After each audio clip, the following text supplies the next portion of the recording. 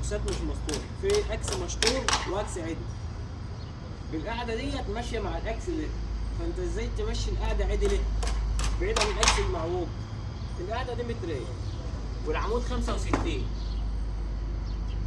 هتطلع ال 65 يتبقى 135، نصهم نص 135 يبقى 65 بره و35 جوه. العمود جاي من هنا، يبقى انت تعمل ايه في الشريط؟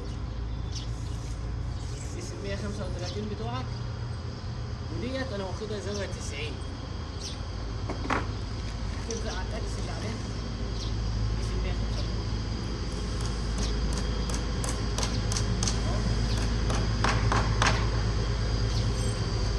جبت ال 135 هتظبط على الاكس اللي هو القاعده مظبوطه عليه. الاكس هو اللي مظبوط عليه.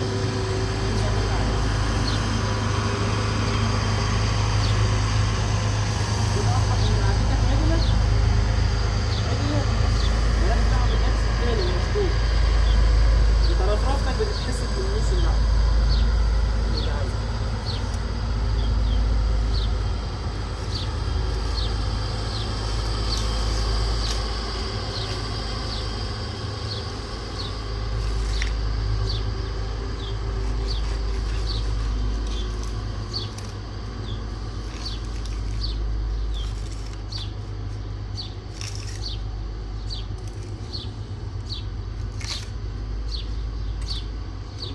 تيجي تشوح،